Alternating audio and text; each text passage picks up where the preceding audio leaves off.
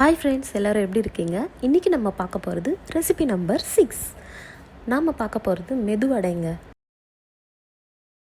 பாருங்கள், மெதுவடைக்கு நம்ம எப்போவுமே உளுந்து தாங்க ஊற வைப்போம். பாருங்கள், உளுந்தை நான் ஒரு 2 மணி நேரம் ஊற வச்சு இந்த மாதிரி எடுத்திருக்கேன். நல்லா தண்ணி கொஞ்சம் கூட இல்லாமல் இந்த மாதிரி ட்ரை பண்ணி எடுத்துக்கோங்க. இப்போ உளுந்தை எடுத்து மிக்ஸி ஜாரில் தண்ணி இல்லாமல் சேர்த்துக்கலாம்.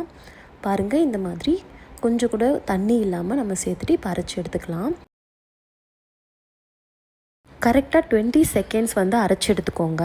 பாருங்கள், நான் 20 செகண்ட் அரைச்சி எடுத்ததும் இப்படி தான் இருந்துச்சு. இப்போ நான் இதை ஸ்பூனில் நல்லா கலரி விட்டுக்கிறேன். அப்போ தான் அரைக்கும் போது எல்லா சைடும் நல்லா அரைஞ்சி வரும். இப்போ நான் இதோட 2 டேபிள் ஸ்பூன் தண்ணி ஆட் பண்ணிக்கிறேன். பாருங்கள், நான் ஆட் பண்ணிட்டேன். இப்போ திரும்பவும் இதை 20 செகண்ட்ஸ்க்கு நான் அரைச்சி எடுத்துக்கிறேன். பாருங்கள், இப்போ செகண்ட் டைம் நான் அரைச்சி எடுத்ததும் இந்த மாதிரி தான் இருந்தது. திரும்பவும் நம்ம ஸ்பூனில் மறுபடியும் நல்லா கலக்கி விட்டுப்போம். முதல் செஞ்ச மாதிரியே 2 டேபிள் ஸ்பூன் தண்ணி ஊற்றிக்கலாம்.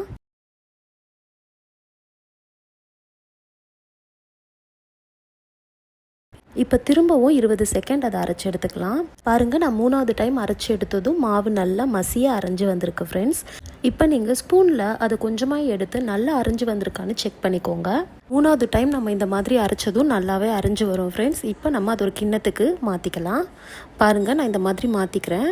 கிண்ணத்துக்கு மாற்றும் போது ஜாரில் கொஞ்சோண்டு இருக்குன்னு சொல்லிவிட்டு நீங்கள் அதில் தண்ணியை விட்டுலாம் எடுத்துடாதீங்க. ஏன்னா தண்ணி இதுக்கப்புறம் நீங்கள் விடவே கூடாது.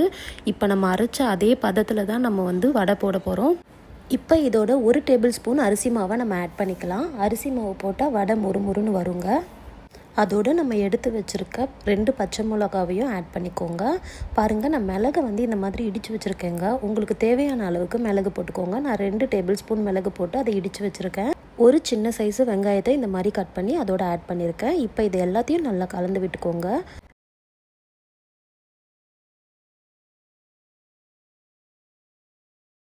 இதோட 1/2 டேபிள் ஸ்பூன் சால்ட் ஆட் பண்ணிக்கோங்க. சால்ட் ஆட் பண்ணிவிட்டு இதே மாதிரி இன்னமும் நல்லா கலந்து விட்டுக்கோங்க. அவ்வளோதான் ஃப்ரெண்ட்ஸ். இப்போ நம்ம வடை சுடுறதுக்கு ஆரம்பிச்சிடலாம். இதுக்காக நான் ஒரு சின்ன கடாய் எடுத்திருக்கேன். அதில் 250 300 ml ஆயில் ஆட் பண்ணிக்கிறேன்.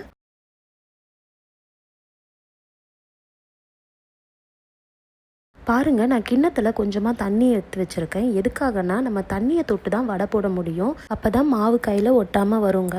பாருங்கள், இப்போ நான் உங்களுக்கு செஞ்சு காட்டுறேன். தண்ணியை தொட்டுட்டேன். இப்போ நான் வடை மாவை கையில் எடுத்துக்கிறேன். பாருங்கள், கையில் கொஞ்சம் கூட மாவு ஒட்டாமல் வந்திருக்கு.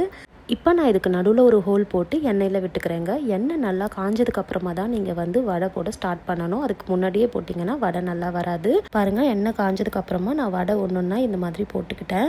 போட்ட உடனே திருப்பி விட்டுறாதீங்க. அப்படி விட்டிங்கன்னா வடை மாவு பிரிஞ்சு வந்துடும். ஒரு 2 நிமிஷம் வெயிட் பண்ணிவிட்டு அதுக்கப்புறமா நீங்கள் வடையை திருப்பி விட்டுக்கலாம். 2 சைட்லேயும் வடை நல்லா வேகணுங்க. பாருங்கள், கலர் இந்த மாதிரி பொன்னிறமாக வர வரைக்கும் நீங்கள் வேக வச்சுக்கோங்க. 2 சைட்லேயுமே நல்லா வேகணுங்க.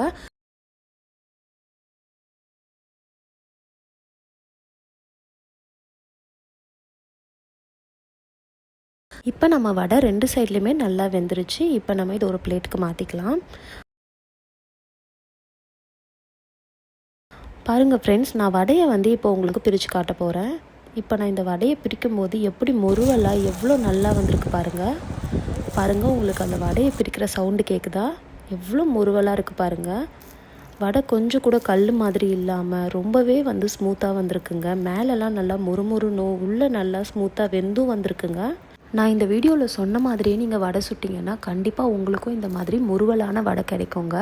இந்த ரெசிபி உங்களுக்கு பிடிச்சிருக்குன்னு சொல்லிட்டு நான் நம்புகிறேன். தேங்க்ஸ் ஃபார் வாட்சிங் ஃப்ரெண்ட்ஸ். ரெசிபி நம்பர் 7க்காக வெயிட் பண்ணுங்கள். லைக் பண்ணிக்கோங்க, ஷேர் பண்ணிக்கோங்க, மறக்காமல் சப்ஸ்கிரைப் பண்ணிக்கோங்க.